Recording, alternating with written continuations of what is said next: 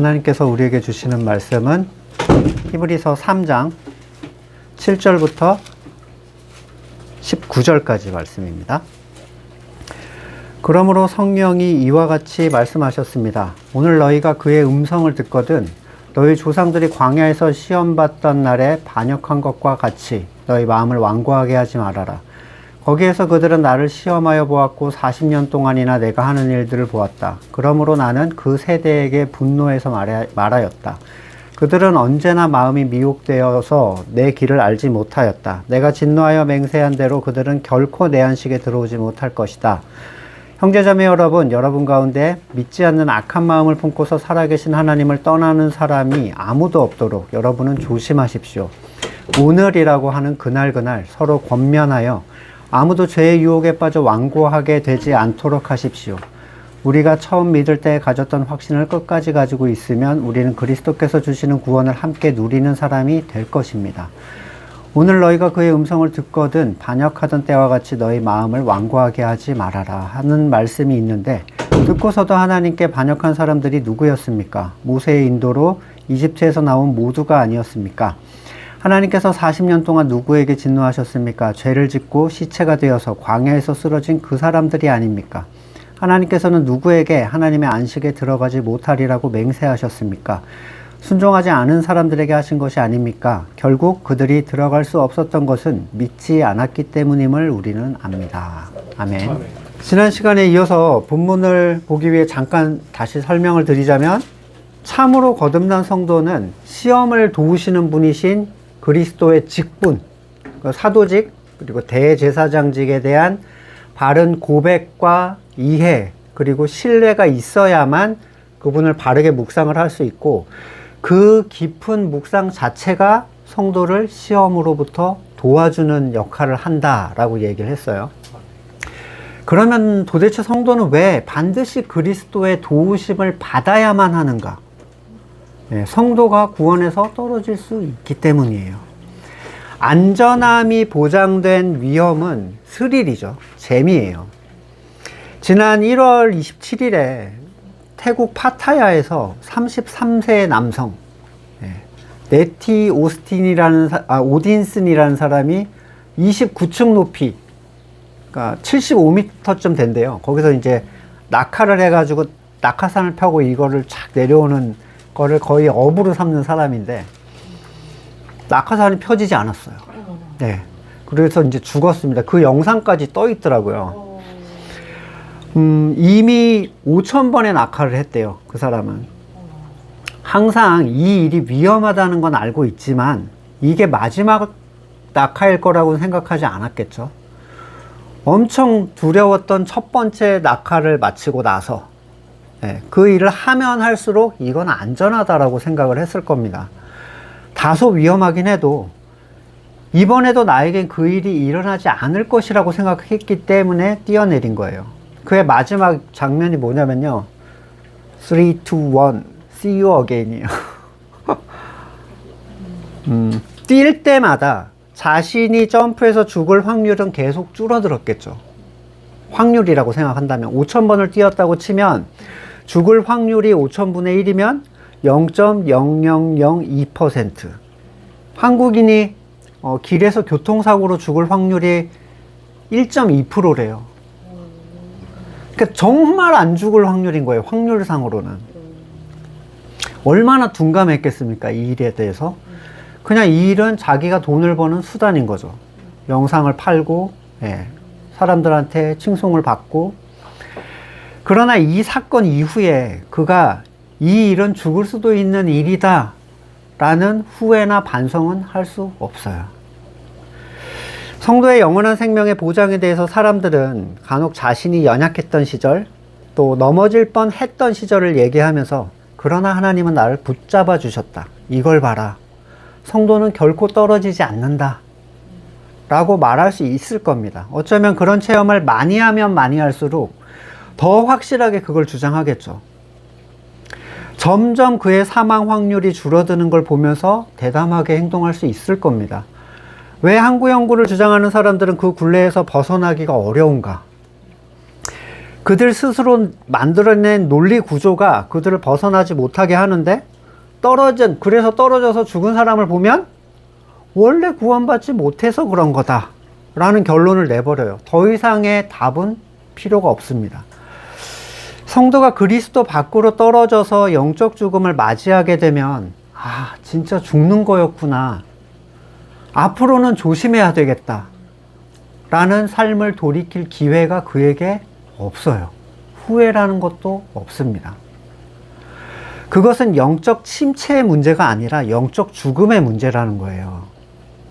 죽은 이후에는 결코 살아있던 삶을 그리워할 수 없고 자기의 죽음을 인지할 수도 없어요. 언젠가 제가 말씀드렸죠. 많은 사람들이 착각을 해요. 아담과 하와가 에덴 밖에 쫓겨나서 에덴을 그리워했을 것이다. 천만의 말씀입니다. 절대로 그렇지 않아요. 죽은 자는 살아있던 때에 대한 소망이 없어요. 그냥 지금이 제일 좋아. 왜냐하면 이미 에덴에서 죽어버렸죠. 그리고 니네가 원하던 대로 나가. 근데 너무 좋은 거예요. 내가 왕이니까. 오히려 하나님 앞에 서면 그게 두려움이었어요. 그걸 인지할 수 있다면, 그 공포, 두려움, 소망, 살아있던 때를 인지할 수 있다면 아직 희망이 있는 거죠. 결코 죽지 않는 성도가 시험에 있어서 그리스도의 도움을 과연 절실하게 요청할 수 있겠는가? 그들이 그리스도에 대한 깊은 묵상은 이 생사를 가르는 무게를 가질 수가 없어요. 해도 그만, 안 해도 그만이에요, 사실. 절대로 죽지 않으니까. 성도가 결코 구원에서 떨어지지 않는다는 주장은 비성경적 주장인데, 사도들과 예수님의 가르침을 완전히 무마하는 주장이에요. 로마서에서도 얘기했고 히브리서는 아예 그 주제만 가지고 얘기를 합니다. 그러니 한구 영구의 주장러들이 있잖아요. 이 사람들은 히브리서를 별로 좋아하지 않아요. 네, 자신들이 불편하게 생각하는 얘기를 성경에서 시종일관 하거든요. 그들에게 히브리서는 엄청난 스트레스가 됩니다. 그들이 하는 히브리서에 대한 변명은 제가 여러 번 들어봤어요.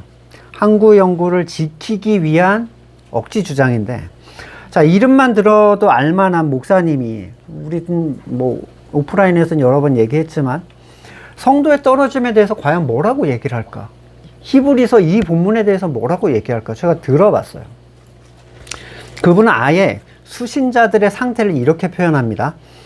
핍박에 의해 힘들어하던 성도들에게 보낸 거다. 그들은, 이게 맞나요? 그들은 핍박에 의해 배교했던 성도들을 얘기하고 있어요. 이 히브리서는. 근데 이게 그냥 힘들어하던 성도에게 한 얘기다. 왜냐하면 배교라는 건 있을 수 없어야 되니까. 물타기를 심하게 해버렸죠.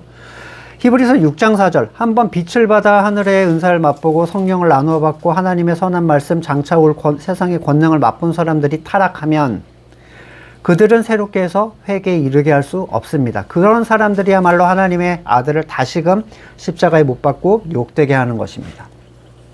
그 한구 영구 주장하는 목사님의 얘기는 이래요. 여러분, 여기 이렇게 무시무시한 얘기가 나오지 않습니까? 이 말씀은 성도들에게 앞을 향하여 더 열심히 나가라고 하는 얘기입니다. 이 외에도 바울의 경고, 예수님의 경고, 모든 서신의 경고를 결단코 죽지 않는다. 다만 열심히 하라고 하는 얘기다. 이렇게 얘기를 하시더라고요. 질문을 던져볼게요. 제가 질문. 4개의 질문을 던져보겠습니다. 스스로 한구 연구가 맞다고 생각하시는 분들은 진지하게 답변을 한번 해보세요. 물론 한구 연구가 맞다고 주장하면서 계속 제 설교를 듣지는 않으시겠지만, 자, 구약에서 하나님이 단 한 번이라도 허투루, 그러니까 하지도 않을 일을 할 것처럼 과장해서 하신 적이 있어요? 없어요. 죽지도 않는데 죽을 것이다 라든가, 버리지도 않는데 버릴 것이라든가. 그러면 예수님은 하나님의 뜻을 벗어나서 말씀하신 적이 있나요? 사도들이나? 자, 다른 질문. 진짜 성도들은 위협하거나 과장하면 말을 더 잘 듣는 존재입니까? 너 그러다 지옥 간다 하면 더 많은 과장은 더 많은 순종을 불러올 수 있어요? 만약에 그렇다면 항구 연구를 주장하는 사람들은 오히려 그렇게 말하는 자의 의도를 깨는 거예요. 그죠? 예를 들어 성경에서 겁을 줘서 열심히 하게 하려고 했는데, 야, 아니야, 다 뻥이야, 저거. 안 죽어, 걱정은. 이렇게 얘기하면 안 되잖아요. 그 의도를 다 깨버리는 거니까. 성경의 의도가 좋은 의도로 과장되어 겁을 주는 것이라 하더라도 항구 연구를 말하는 건 그게 거짓말이고 허풍이다 이렇게 얘기하는 거랑 다를 바가 없어요. 다른 질문. 성경의 성도의 떨어짐에 대한 부분이 열심을 위한 과장에 불과하다면, 그리고 그 과장이 결코 일어나질 않을 일이어도 그렇게 표현하는 게 신앙적으로 괜찮은 것이라면, 우리는 특정 본문이 주장하는 바와 관계없이 우리 의도대로 막 과장해도 되나요? 계시록 22장 18절에 나는 이 책에 기록한 예언의 말씀을 듣는 모든 사람에게 증언합니다. 계시록도 떨어짐을 얘기해요. 누구든지 여기에 뭘 덧붙이면 하나님께서 그에게 이 책에 기록한 재앙을 덧붙이실 것이요. 이 예언책에 기록한 말씀에서 뭘 없애버리면 이 책에 기록한 생명나무와 거룩한 도성에서 그가 누릴 몫을 없애버릴 것입니다. 뭐 물질, 세상, 구해. 하나님은 다 주기를 원하는 분이야. 이렇게 함으로써 그가 하나님께 다가오는 길을 편하게 만들어주겠다. 어차피 주시진 않겠지만 이렇게 말하는 게 괜찮아. 이런 거랑 뭐가 다른가요? 2단 괜찮아. 어차피 조심하지 않아도 돼. 좀 섞여 있으면 어때? 결혼? 바울이 지가 솔로라서 하는 얘기야. 그런 목사님도 봤어요. 아니, 무조건 청년은 결혼해서 애를 많이 낳아야 되는데, 이게 무슨 뚱딴지 같은 얘기예요. 자, 다른 질문. 다시 지금 본문들을 한번 들어보세요. 제가 말씀드리는 본문들. 로마서 8장 13절. 여러분 육신 따라 살면 죽을 것입니다. 그러나 여러분이 성령으로 몸의 행실을 죽이면 살 것입니다. 로마서 11장 21절. 하나님께서 본래 가지를 아끼지 않으셨으니 젖붙은 가지도 아끼지 않을 것입니다. 그러므로 하나님의 인자하심과 준엄하심을 생각해 보십시오. 하나님은 넘어진 사람들에게는 준엄하십니다. 그러나 그대가 하나님의 인자하심에 머물러 있으면 하나님이 그대에게 인자하실 것입니다. 그렇지 않으면 그대도 잘릴 것입니다. 요한복음 15장 6절. 사람이 내 안에 머물러 있지 아니하면 그는 쓸모없는 가지처럼 버림을 받아서 말라버린다. 사람들이 그걸 모아다가 불에 던져 태워버린다. 베드로후서 2장 20절. 사람들이 우리의 주님이시며 구주이신 예수 그리스도를 알므로 세상의 더러운 것에 벗어났다가 다시 거기 말려들어 정복당하면 그런 사람들의 형편은 마지막에 더 나빠질 것입니다. 그들이 의의 길을 알고서도 자기들이 받은 거룩한 계명을 저버린다면 차라리 그 길을 알지 못했던 편이 더 좋았을 것입니다. 이 외에도 엄청나게 많아. 100군데가 넘는다고 제가 말씀드렸어요. 자, 이렇게 분명하게 말해도 열심을 내게 하기 위한 과장이다 라고 얘기를 할 거면, 자, 도대체 정말로 떨어진다는 건 어떻게 표현해야 돼요? 자, 죽는다, 떨어진다, 불에 던져진다 이렇게 했는데도 그건 과장이다라고 한다면, 반복적으로 여러 사람이 여러 군데에서 그렇게 얘기를 했는데도 이게 과장이다라고 얘기를 하면 도대체 어떻게 적혀 있어야 받아들이겠냐는 거예요. 예를 들어, 자, 이렇게 써야지 그분들은 받아들일지도 몰라요. 믿음의 형제들이여, 성경은 구원받는 성도도 떨어진다고 말하고 있습니다. 그런데 사람들은 결코 떨어지지 않을 것이라고 항구 연구를 주장할 것입니다. 그러나 여러분은 반드시 떨어진다는 걸 알고 있어야 됩니다. 이건 과장도 아니고 열심히 하라는 의미도 아닙니다. 지옥에 간다는 말이고, 이 말은 누군가 과장이나 열심히 살라는 의미로 바꾼다면 그 녀석도 지옥에 갈 것입니다. 나는 지금 비유나 은유를 말하는 것도 아니고 있는 사실 그대로를 말함으로 성도들 앞에서 엄숙히 선포합니다. 이쯤 해야 믿겠습니까? 아마 성서의 기자들은 훗날의 사람들이 자신들의 경고를 그냥 열심히 믿으란 얘기다 라고 얘기할 거라고는 상상도 못했을 거예요. 성경은 분명하게 떨어짐에 대한 경고를 하고 있는데도 그 점잖아 보이는 목사님. 제가 신대원 때 저는 그분이 굉장히 바른 얘기를 하고 있다고 생각했어요. 모든 부분에서. 학식이 넘쳐 보이고 교양이 있어 보이고 온유해 보이는 그 목사님이 이건 그냥 열심히 하라는 얘기다. 신앙생활을. 앞으로 나가라는 얘기다. 하고 덮어버려요. 그 무시무시한 얘기를. 가나안의 유업을 얻기 위해 이스라엘이 얼마나 힘든 길을 갔습니까? 그리고 그들이 얼마나 많이 불순종에 대해 경고를 받았고 벌을 받고 거기서 죽어갔어요. 항구연구 주장하는 사람들은 항구연구의 교리로 인해서 평안을 누리려고 해요. 절대로 떨어지지 않는다고 해야만 나는 편해. 그러나 성경을 하나님의 사도이신 예수님의 말씀으로 받는 사람들은 그리스도로 인하여 평안을 누려요.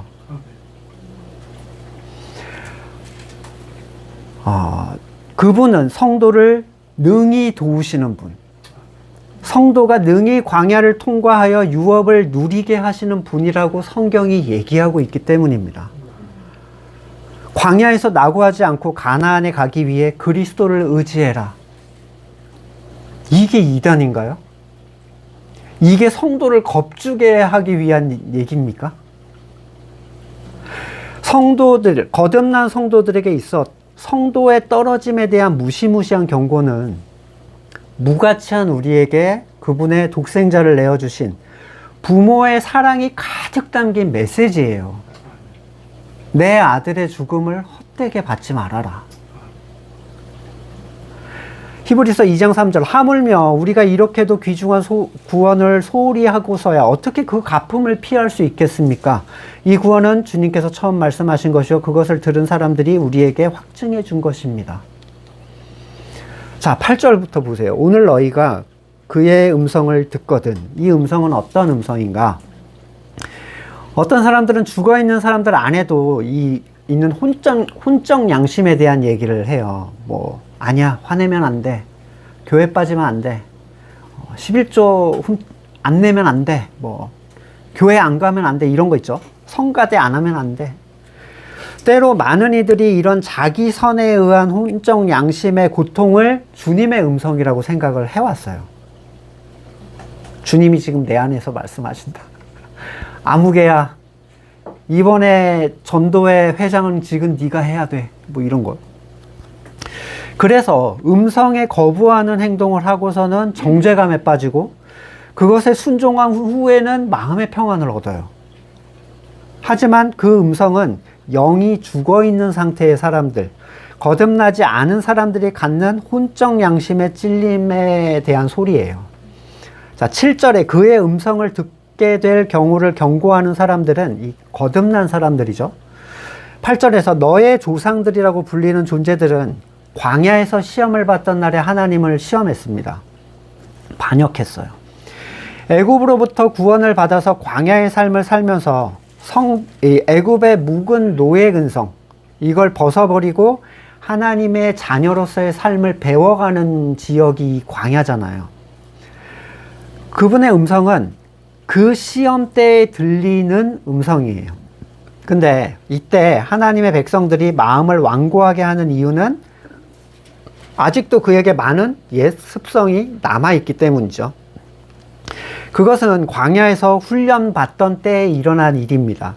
이 훈련은 하나님의 의도는 뭐죠? 하나님이 나를 따르나 네 자신의 선을 따르나를 확인하는 장이에요. 이 광야의 장은. 그런데 오히려 하나님을 시험했다 이렇게 표현하는데 하나님을 시험한다는 의미가 뭔지를 보셔야 되겠죠. 자, 출애굽 14장부터 계속해서 이 사람들이 하는 행동이 어떤 거냐면 모세를 원망하는 거였어요. 14장 11절 이집트에는 묘자리가 없어서 우리를 광야에 끌어내 죽이려고 하는 거냐? 이집트에 있을 때 우리가 당신에게 말하지 않았냐? 광야에서 죽는 것보다 이집트 사람을 섬기는 것이 나으니 우리가 이집트 사람을 섬기도록 내버려 두라고 하지 않았습니까? 애굽 안에서 10가지 재앙, 그걸 넘어서 강대국 애굽의 공식적 항복을 통해서 출애굽을 했어요. 다시 애굽 군대가 그렇게 나왔는데 다시 애국 군대가 뒤쫓으니까 모세와 그들을 이끌어낸 하나님을 원망을 합니다. 그러나 하나님은 그들을 책망하거나 징계하지 않으셨어요. 왜냐하면 너무 어리니까. 너무 어리니까. 너무 쩔어 있으니까 아직 자유인이 뭔지를 몰라. 그러니까 하나님이 손을 안 대세요, 전혀. 오히려 모세를 통해서 그들을 안심시켜 주시면서 홍해를 건너고 그 강력한 이집트 군대가 수장이 되죠. 근데 그러고 나서도 목이 마르다는 이유로 자기를 데리고 나온 사실 자체에 분노를 합니다. 출애굽 15장 24절. 모세에게 우리가 무엇을 마신다 말입니까? 하고 불평했다. 그런데도 하나님이 책망을 안 해요. 다시 마라의 쓴물을 단물로 바꾸시고 그들에게 보이는 상황이 아무것도 아니라는 걸 다시 가르쳐 주시죠. 그게 끝이 아닙니다. 다시 혼적 필요에 의해서 하나님을 원망해요. 출애굽 16장 2절. 이스라엘 자손의 온 회중이 그 광야에서 모세와 아론을 원망했다. 이스라엘 자손이 그들에게 항의했다. 차라리 우리가 이집트 땅 거기 고기 가마 곁에 배불리 음식을 먹던 그때 누가 우리를 주님의 손에 넘겨주어 죽게 했더라면 좋을 뻔했습니다. 근데 당신들은 지금 우리를 광야로 이끌어 나와서 이 모든 회중을 다 굶겨 죽이려고 합니다. 역시 그들은 하나님은 그들에게 진노하지 않으세요. 아침에는 만나, 밤에는 메추리. 그들을 채워주시죠. 이 구원을 받은 백성은 놀라운 일들을 통해서 하나님께서 그들 중심에서 뭘 바꾸고 있는지를 아직 알아채지를 못합니다. 그들은 여전히 옛사람의 습성대로 자기 선이 채워지는 것으로만 하나님을 임재를 확인하려고 했어요. 하나님을 통해서 이렇게 됐으면 좋겠는데요, 하나님? 근데 내가 생각한 그 선악의 주권에 합한 외적인 체험이 없으면 거듭난 게 괴롭네. 이렇게 사느니 죽는 게 낫네. 차라리 이런 생명이 없었을 때가 좋았네. 아주 세상에서 제일 슬프고 제일 고통받는 사람의 모습을 하고 울부짖어요. 재밌는 건 세상도 하나님을 믿지 않으면서도 누가 불쌍한 일을 당하거나 억울한 피해를 보면 하나님이 있네 없네 하고 신을 욕합니다. 신이 없다고 하면서도 이거 봐 이런 신이 이런 식으로 그냥 세상에 속한 사람의 전형적인 특징이에요. 그 특징이 신을 원망하는 거. 신이 자기의 선에 합하지 않다는 거죠. 자, 그 사람이 부를 원했는데 부를 준다. 그럼 그 사람만 좋아하지 다른 사람들은 안 좋아합니다. 구원의 시작부터 이미 세 번째 하나님을 원망했던 그들이 네 번째 하나님을 원망하는데 17장 3절에 거기 있는 백성은 몹시 목이 말라서 모세를 원망하며 모세가 그들을 이집트에서 데려왔느냐고, 왜 데려왔느냐고, 그들과 그들의 자식과 그들이 먹이는 짐승들을 목말라 죽게 할 작정이냐고 하면서 대들었다. 자기의 목마름 뿐만 아니라 이제는 자식들, 더 나아가서 주요 재산이었던 집짐승을 돌보지 않는 하나님에 대해서 붕괴를 하는데, 그것도 이미 하나님께서 애굽에서 나올 때 애굽 사람들의 자발적 의지에 의해서 주어진 재산이었어요. 하나님이 준 거란 말이에요. 근데 이 수많은 체험, 그들에 대한 필요를 돌보심을 체험을 했지만 이제는 어느덧 자기들의 그런 불평에 하나님이 민감하게 반응하셔야 하는 것처럼 착각하기 시작합니다. 물에 대한 부족은 이미 앞에서 체험했잖아요. 그걸 해결하시는 하나님의 손길을 봤다면 이제는 기다림과 신뢰를 보여야 되는데, 하나님은 내가 열받아 하면 쩔쩔매셔야 하는 분이야, 이렇게 생각을 합니다. 하나님이 사람을 거듭나게 하심은 그가 하나님의 백성이 되었다는 의미이고, 또 앞으로 하나님의 자녀로 배우고 알아야 할 걸 가르치시고 하나님이 어떤 분이신지 알게 하시려는 계획의 첫 단계일 뿐이에요. 혼적 필요의 영역은 우리가 하나님을 신뢰하고 하나님을 기다리는 믿음으로 넘어서는 하나님의 방식입니다. 그러나 어릴 때 채워줬던 그 방식 그대로를 고집하는 것은 맞아야 정신을 차려요. 작은 아이 중에 부모 꼭 머리 꼭대기에 앉아있는 애들이 있어요. 보시면, 근데 부모는 그걸 몰라요. 애가 부모를 조종하고 있다는 걸 모르고 조종당하는 부모들이 간혹 있어요. 근데 이제 아이를 많이 다뤄본 어린이집 교사 눈에는 보이는 거예요. 그러면 부모랑 분리시킨 다음에 엄청 무섭게 한번 딱 대합니다. 정색을 하면. 그러면 애가 바로 안 그래요. 예, 이건 안 먹히는 사람이라는 걸 아는 거예요. 굉장히 잘 알아요.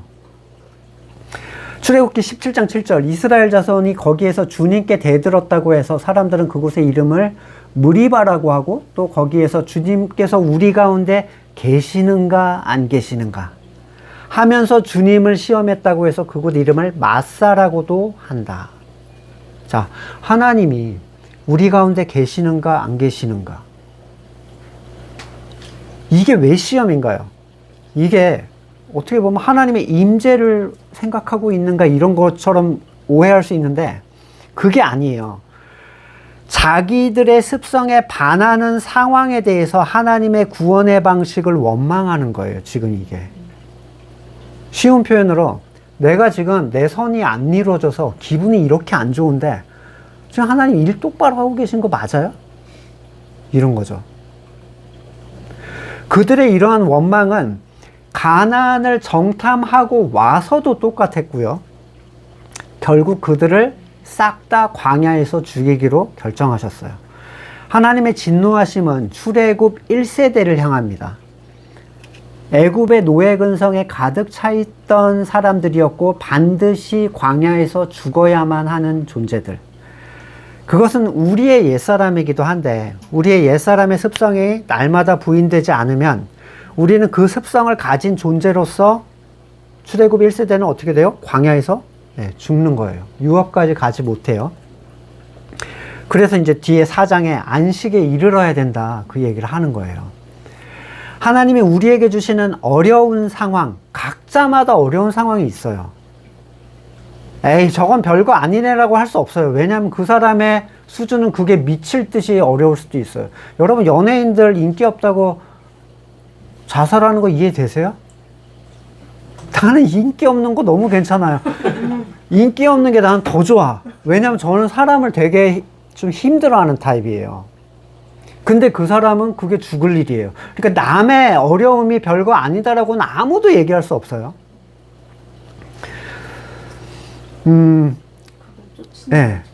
나를 힘들게 하는 어떤 연약한 부분, 나를 두렵게 하거나 우울하게 만드는 부분에 있어서 우리의 태도는 어때야 됩니까? 예수님의 풍랑 사건에서 잘 보여줘요. 마태복음 8장 24절, 풍랑이 일어나서 배가 물결에 덮일 위기에 빠졌는데 예수님이 주무시고 계셨다, 이러죠. 제자들이 와서 우리가 죽게 되었습니다.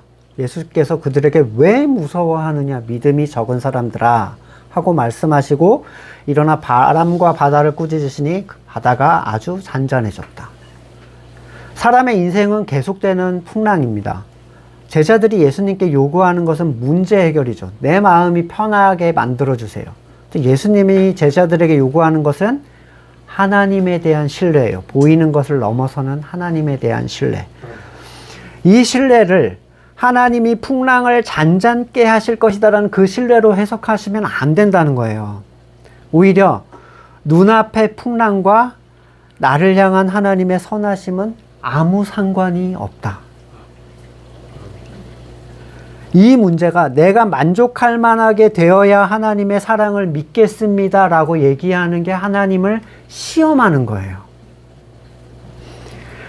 이게 어떤 시험입니까? 하나님이 내 주권에 따라 움직이도록 만드는, 내 힘든 상황과 하나님의 임재와 돌보심은 상관이 없습니다. 하나님이 내 주권에 따라 움직이도록 만드는 시험에 불과해요. 힘든 상황이라는 것은 내 선이 이루어지지 못함에 대한 포기하지 못하는 나의 반응일 뿐이에요. 어떻게 그렇게 얘기할 수 있습니까? 저한테 이렇게 얘기하셔도 소용없어요. 예수님도, 사도들도, 초대교회에 죽어간 많은 성도들도 여러분보다 훨씬 어려운 자리에 있었어요. 사자밥 되려고 내일 잡혀있고 이런 사람들이 있었다고요. 시험에 떨어졌네, 애인하고 헤어졌네, 이런 걸로 골골댈 얘기가 아니란 얘기예요. 연약하고 체험이 없는 사람들은 그럴 수 있어요. 그리고 그걸 꾸짖지 않으십니다. 막 대번에 후려치시고 막 이런 분이 아니에요. 근데 그런 문제를 하나님의 방식대로 처리하시는 모습을 계속 보여주셨는데도 그 광야 내내 그걸 보면서도 자신의 그러한 요구가 문제라고 인식하지 못한다면 그거는 굉장히 큰 문제에 결국 빠지게 됩니다. 헤어나올 수가 없어요. 그 문제가 해결되지 않으면. 본문 3장 9절에 거기서 그들은 나를 시험해봤고 40년 동안이나 내가 하는 일들을 보았다. 근데 안 바뀌었죠. 그러므로 나는 그 세대의 분노에서 말한다. 그들은 언제나 마음이 미혹돼서 내 길을 알지 못했다. 내가 진노하여 맹세한 대로 그들은 결코 내 안식에 들어오지 못할 것이다. 하나님의 맹세예요. 나를 시험하는 자들은 내 안식에 들어올 수 없다. 이걸 보고 어떻게 한구연구라고 주장을 할 수가 있습니까? 뭐 하는 사람들인지 모르겠어요. 하나님이 하나님의 안식에 들여보내지 않겠다고 선언하고 맹세하셨는데 광야에서 죽은 사람도 다 천국에 갔다 라고 얘기하는 사람들은 과연 하나님의 안식에 들어갈 수가 있겠습니까? 자기가 한 말을 가지고 하나님의 심판대 앞에 분명히 서야 될 겁니다. 12절 본문은 구약의 백성에서 현재 신약의 백성으로 그 상황을 그대로 초점을 옮겨왔어요. 구약의 백성들이 가졌던 그대로의 믿지 않는 악한 마음, 그 비참한 결말을 신약 백성들이 반면교사로 삼아서 깨어있기를 촉구를 합니다. 깨어있지 않으면 어떻게 되는가? 살아계신 하나님을 떠나는 사람이 발생하게 돼요. 히브리서에 나온 유대인들처럼. 살아계신 하나님을 떠난다는 것은 그가 구원을 받는다는 얘기입니까? 네, 항구연구를 주장하려면 이런 게 다 설명이 돼야 돼요. 그냥 열심히 하라는 얘기라고 퉁칠 수 있는 얘기가 전혀 아니에요. 모든 본문이 다 그냥 열심히 믿으라고 한 얘기야. 이런 얘기는 전혀 설득력이 없어요. 떠난다는 건 붙어 있었던 사람에게만 일어나는 일이죠. 떠난다. 하나님을 떠난다. 그러니까 본래 구원받지 못했 사람이다 이렇게 얘기할 수 없어요. 예수님도 붙어 있는 가지에 대한 경고를 했어요. 열매 맺지 못하는. 붙어 본 적도 없는 사람들에게, 그러니까 구원받지 못한 사람한테 하는 얘기야. 이거는 전혀 설득력이 없어요. 성도는 살아계신 하나님을 떠나는 사람이 없도록 조심해야 되는 존재들입니다. 그게 성경이 우리한테 얘기하는 바고, 주님의 기도에서도 이걸 위해 기도해라 경고하신 바죠. 여러분, 운전 중에 졸음이 올 때 혼자 깨있기가 힘들죠. 혼자 깨있기는 진짜 어려워요. 그래서 앞자리에서 떠들어주는 사람이 하나예요. 앞자리에서 자면 욕먹죠. 앞자리에 누워 뒤에 제끼고 잔다. 그러면 그 사람은 어떻게 너무 그 자리에 그러고 있을 수가 있냐 이렇게 얘기해요. 장거리 운전 같은 경우에 뭐 시내에서야 그럴 수 있겠지만, 자, 긴장해야 되는 순간 잠이 온다는 건 스르륵이에요. 자기가 모르는 새에 잠들어 버려요. 이렇게 하고 놀라잖아요. 갑자기 운전 중에 놀랄 때. 마가복음 14장 37절 다음에 돌아와 보시니 제자들이 자고 있었다. 그래서 베드로에게 말씀하셨다. 시몬아, 자고 있느냐? 한 시간도 깨어 있을 수 없느냐?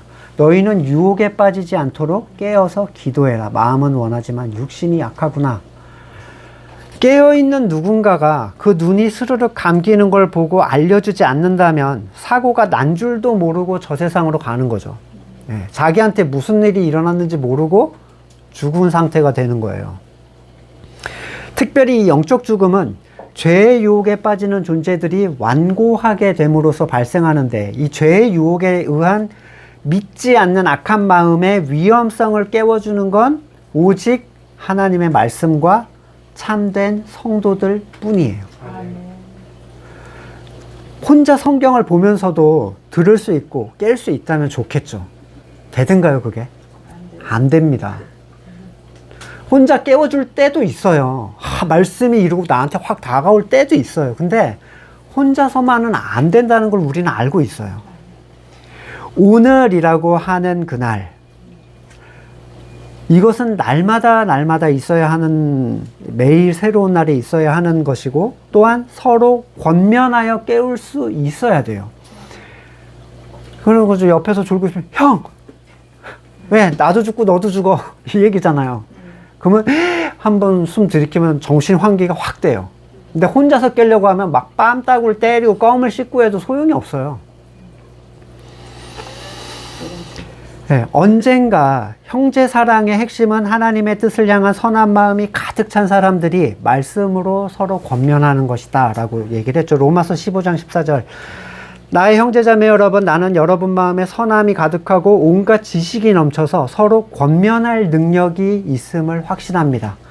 이게 없으면 바울이 그 교회를 떠날 수가 없어요. 니네가 서로 깨울 수 없으면. 저는 최근에 다이어트를 어떻게 할 것인가, 이제 환기가 좀 되시죠?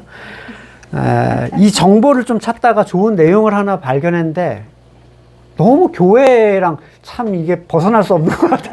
교회랑 너무 연결이 되더라고요. 그래서 나누고 싶은데, 살이 빠진다는 건 결국에 습관의 문제거든요. 그러니까 단기적으로 뭐 음식 제한을 하거나 운동을 빡세게 하는 거는 돌아오는 요요로 고통을 받을 뿐이에요. 평생 그걸 할 게 아니라면 소용없어요. 우리가 어떤 삶의 변화를 위해서 3가지 단계가 필요하다는데, 첫째는 올바른 지식을 갖추는 거, 두 번째 그걸 실천하는 거, 세 번째 이걸 반복하는 거. 이게 습관이 되어야 이제 변화가 일어나는 거예요, 그 사람의 몸에. 근데 아시다시피 좋은 습관 만들기가 얼마나 어렵습니까? 습관을 이해하기 위해서 뇌와 신경의 시스템을 이해해야 돼요. 뇌의 기본 구성 단위가 신경세포를 뉴런이라고 하는데요. 엄청나게 많은 뉴런이 우리 안에서 서로 신경을 주고받으면서 신경계라는 걸 이룹니다. 중요한 건 새로운 습관이라고 하는 현상의 본질이 뉴런 간의 그 연결 방식의 변화를 얘기하는 거예요. 맨날 이렇게만 연결됐었는데 다른 방식으로 연결이 되는 거를 이제 습관이 변한다, 생활 방식이 변한다, 이렇게 얘기하는 거예요. 기존의 습관에 최적화된 뉴런을 우리는 가지고 있잖아요. 뭐 게으름을 위한, 또는 나태함이나 맛과 배부름을 위한 그런 뉴런들. 그게 우리의 옛사람의 습성, 관계들이에요. 그걸 할 때 너무 편하고 좋아요. 이 출애굽한 사람들이 그때가 좋았다 뭐 이런 거랑 비슷한 거예요. 새로운 습관이 생기려면 기존 뉴런의 전달 방식과는 다른 방식의 루트가 생겨야 되는데, 이게 계속 반복돼야 활성화가 된대요. 이 길이 커지기 시작하는 거예요. 여기에서 중요한 개념이 신경가소성이라는 개념인데, 좀 복잡하지만 제가 왜 이 얘기를 하는지 나중에 이제 나와요. 신경계의 변화가 가능한 성질을 얘기해요. 신경가소성. 심리학자 도널드 헤브가 1949년에 함께 흥분하는 신경세포들이 함께 연결된다라는 얘기를 합니다. 가설을 제시했어요. 어떤 상황에서 서로 다른 뉴런들이 같이 활성화되는 일이 반복될 때마다 그 길이 점점 강화가 된대요. 어떤 사람 둘이 만났다고 가정을 해볼게요. 그리고 너도 그거 좋아해, 나도 그거 좋아하는데가 됐을 때 그 두 사람들은 계속 같이 활성화가 돼요. 그리고 점점 소통이 커지면서 하나화가 되는 거예요. 그게 이제 가정이죠.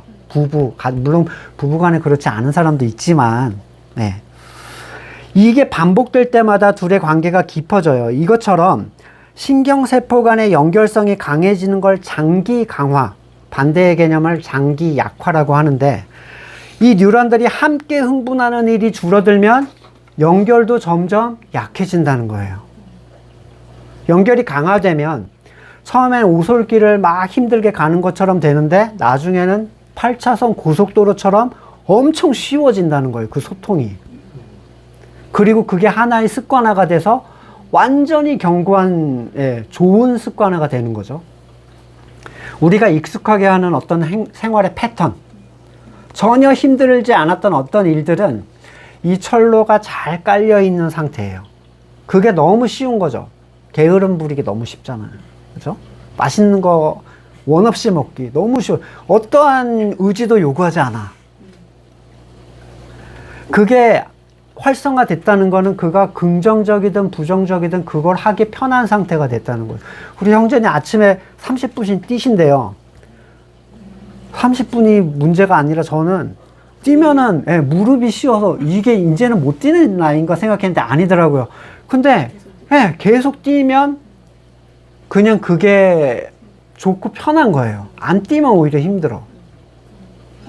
예수님께서도 습관에 따라 기도하러 가셨다. 이렇게 돼 있죠. 누가복음 22장 39절에 습관에 따라 감람산에 가심에 제자들도 따라갔어요. 습관에 묻어가는 거죠. 성도에게는 옛사람의 습관이 남아있어서 스스로를 괴롭힙니다. 고린도전서 8장 7절. 그러나 이 지식은 모든 사람에게 있는 것은 아니므로 어떤 이들이 지금까지 우상에 대한 습관이 있어서 그것 때문에 양심이 약해지고 더러워졌다. 그리고 성도의 모임도 그래요. 히브리서 10장 25절. 어떤 사람들의 습관처럼 우리는 모이기를 그만하지 말고.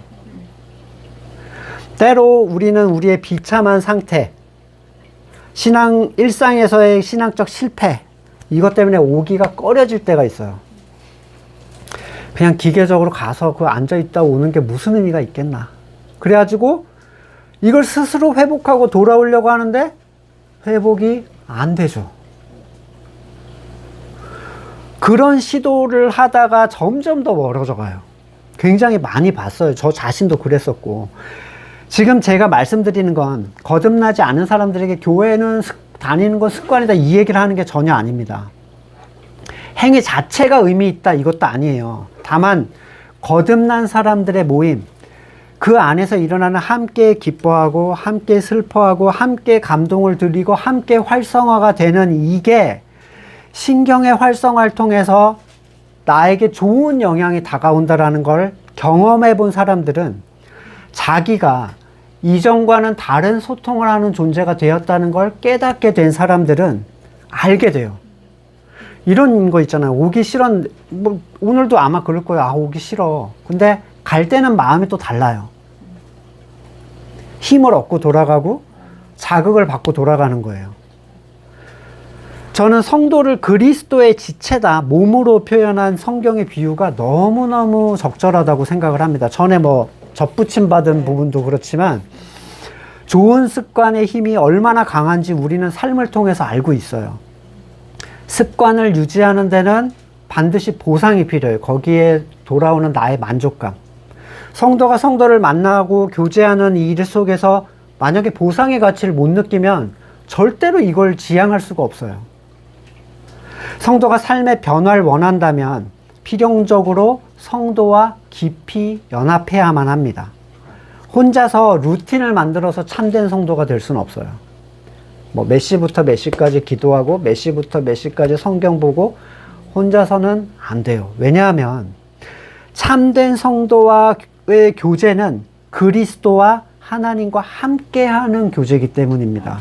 요한일서 1장 3절. 우리가 보고 들은 바를 여러분에게 선포합니다. 우리는 여러분도 우리와 서로 사귐을 가지기를 바라는 것입니다. 우리의 사귐은 아버지와 또 그의 아들 예수 그리스도와 함께하는 사귐입니다. 에베소서 성도와의 교제가 없는 신앙생활에서 성장은 있을 수 없어요. 교회에 나와라 말라의 문제가 아니라 성경이 그렇게 얘기하고 있어요. 에베소서 4장 16절. 온 몸은 머리이신 그리스도께 속해 있으며 몸에 갖추어져 있는 각 마디를 통해 연결되고 결합됩니다. 각 지체가 그 맡은 분량대로 활동함을 따라 몸이 자라고 사랑 안에서 몸이 건설됩니다.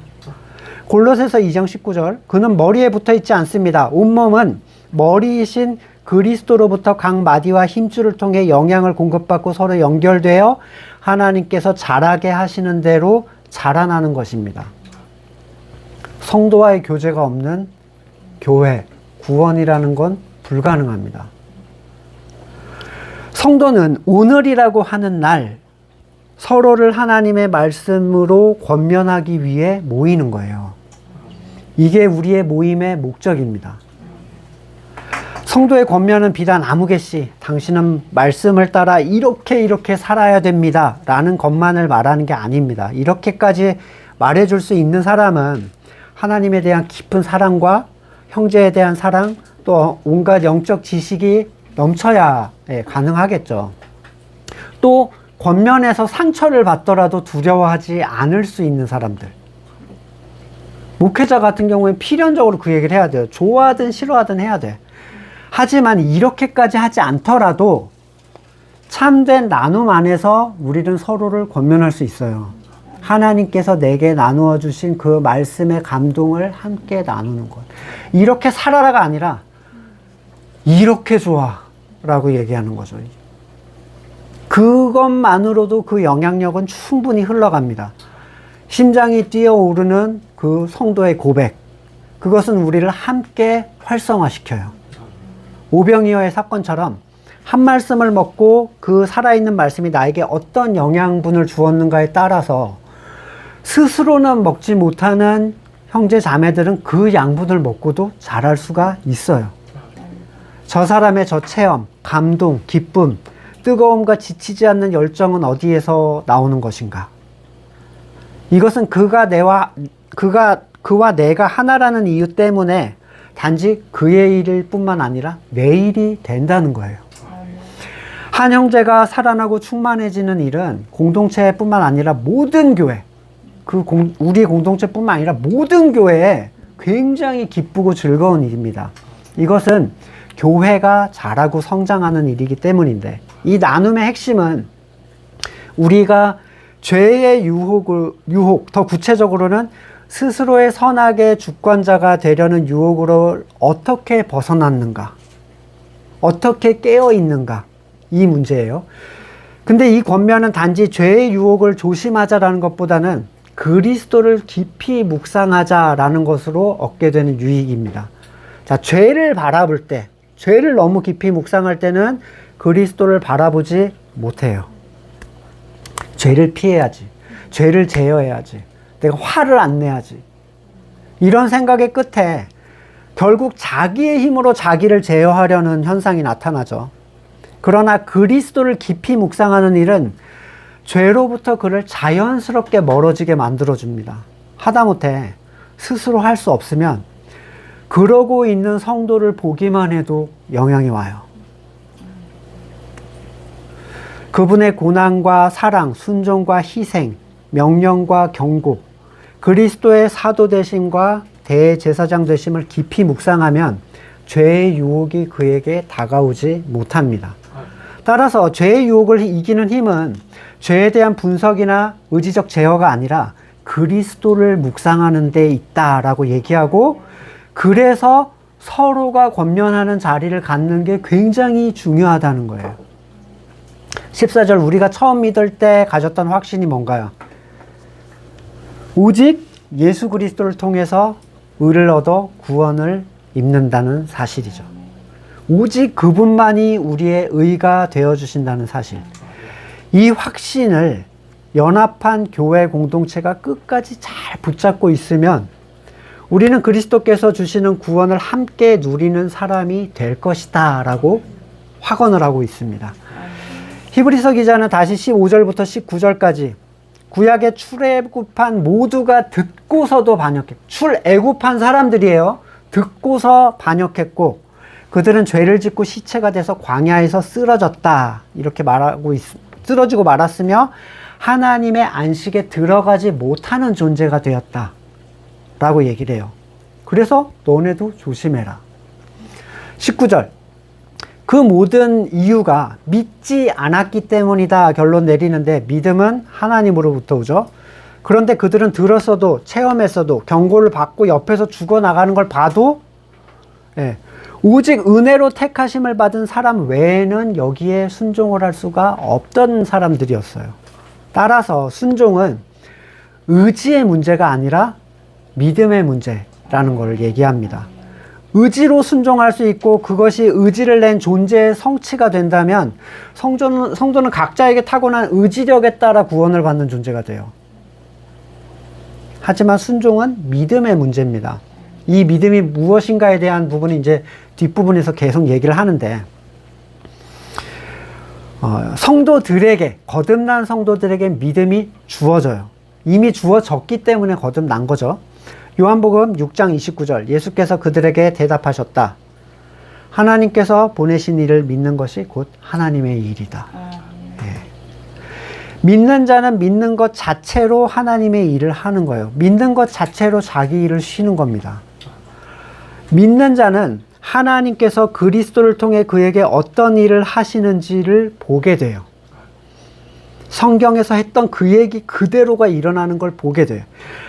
사람이 만들어내는 한시적이고 무가치한 일이 아니라 하나님이 하시는 일을 자기의 삶 속에서 발견하게 되는 것. 새로운 가치에 의한 새로운 습관, 이게 새 언약이죠. 다른 삶을 살게 될 거야. 온전한 성도의 믿음의 교제 속에서 날마다 더 강건해져서 그리스도의 날까지 죄의 유혹으로부터 보호를 받을 수 있는 우리가 되기를 간절히 소망합니다. 네, 말씀을 놓고 같이 기도하시겠습니다. 네. 떨어짐에 대한 경고, 이것은 결코 그냥 쉽게 넘길 수 있는 얘기가 아니고, 그런 이유에서 성도들 함께 공동체된 거듭난 성도들과 함께 그리스도를 묵상하는 일에 집중하는 것, 이것의 가치가 우리에게 약속한 그 유업을 물려줄 것이라고 확신하면서 삶을 놓고 잠깐 기도하시고 제가 기도하고 마치겠습니다. 교회는 그리스도의 몸이요 만물 안에서 만물을 충만케 하시는 분의 충만함입니다.